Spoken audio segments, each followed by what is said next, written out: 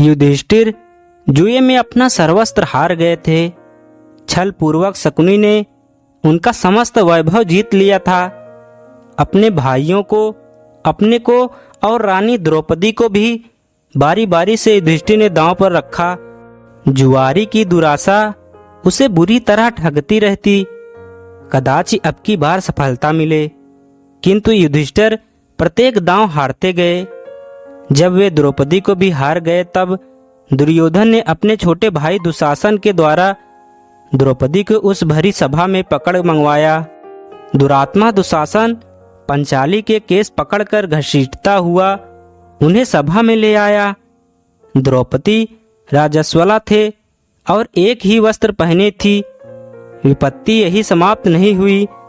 दुर्योधन ने अपनी जांघ खोलकर दिखाते हुए कहा, दुशासन, इस कौरवों की दासी को नंगा करके यहाँ बैठा दो।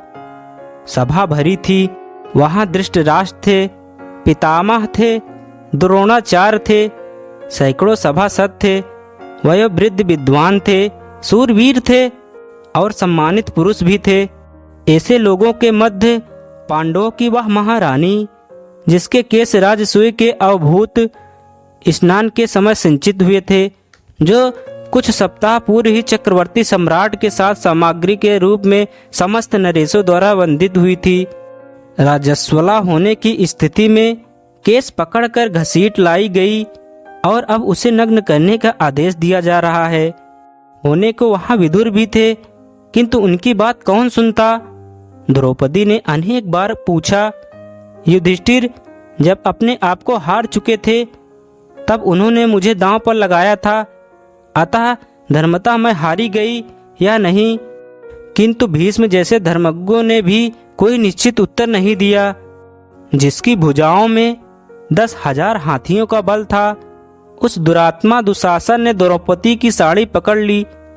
मेरे त्रिभुवन विख्यात सूरवीर पति द्रौपदी व्याकुल होकर इधर उधर देख रही थी कि कोई उसकी रक्षा करेगा, किंतु पांडवों ने लज्जा तथा शोक के कारण मुंह दूसरी ओर कर लिया था।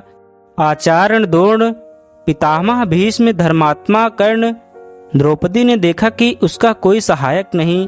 कर्ण तो उल्टे दुशासन को प्रोत्साहित कर रहा है और भीष्म, द्रोण आदि बड़े बड़े धर्मात्माओं के मुख दुर्योधन द्वारा अपमानित होने की आशंका से बंद हैं और उनके मस्तक नीचे झुके हैं।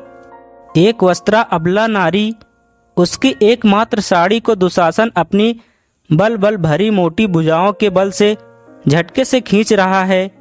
कितने क्षण द्रौपदी साड़ी को पकड़े रख सकेगी। कोई न कोई नहीं उसकी सहायता करने वाला। उसके नेत्रों से झड़ी लग गई। दोनों हाथ साड़ी छोड़कर ऊपर उठ गए। वह भूल गई, राजसभा भूल गई, साड़ी भूल गई। शरीर वह कातर स्वर में पुकार उठी, श्री कृष्ण द्वारकानाथ, देव देव गोपीजन, प्रिय जगन्नाथ, इन दुष्ट कौरवों के सागर में मैं डूब रही हूँ, दयामय मेरा उद्धार करो। द्रौपदी पुकारने लगी। पुकारती रही। उस आर्तिनाशन असहाय के सहायक करुणामय को उसे पता नहीं था कि क्या हुआ या हो रहा है। सभा में कोलाहल होने लगा। लोग आश्चर्यचकित रह गए। दुशासन पूरी शक्ति से द्रौपदी की साड़ी खींच रहा था। वह हाँफने लग गया था, थक भी गया था। 10 सहस्त्र हाथियों का बल रखने वाली उसकी भुजाओं द्रौपदी की साड़ी से रंग बिरंगे वस्त्रों का अंबार निकलता जा रहा था। वह 10 हाथ की साड़ी पंचाली के शरीर से तनिक भी हट नहीं रही थी। वह तो अनंत हो चुकी थी। दयामय द्वारिकाधीश राजस्वला नारी से उस अपवित्र वस्त्र में ही प्रविष्ट हो गए थे। आज उन्होंने वस्त्रावतार धारण कर लिया था और अब उनके अनंता का और छोर कोई कैसे पा सकता था। विदुर, यह कोलाहल कैसा है? अंधे राजा धृतराष्ट्र ने घबरा कर पूछा। महात्मा विदुर ने बताया, दुशासन द्रौपदी की साड़ी खींचते खींचते थक चुका है, वस्त्रों का ढेर लग गया है। आश्चर्यचकित सभासदों का यह कोलाहल है। साथ ही आपकी यज्ञशाल में सिंगाल घुस आए हैं और रो रहे हैं। दूसरे भी बहुत से अपशकुन हो रहे हैं। द्रौपदी सर्वेश्वर श्री कृष्ण को पुकारने में तन्मय हो रही है। उन सर्व सामर्थ्य ने अभी तो उनकी साड़ी बढ़ा दी है, किंतु यदि शीघ्र पंचाली को प्रसन्न नहीं करते तो श्री कृष्ण का महाचक्र कब प्रकट होकर एक क्षण में आपके पुत्रों का नष्ट कर देगा, यह कोई नहीं कह सकता। आपके सभासद तो भय व्याकुल होकर कोलाहल करते हुए दुर्योधन की जो निंदा कर रहे हैं उसे आप सुन ही रहे हैं। धृतराष्ट्र को भय लगा, उन्होंने दुर्योधन को फटकारा।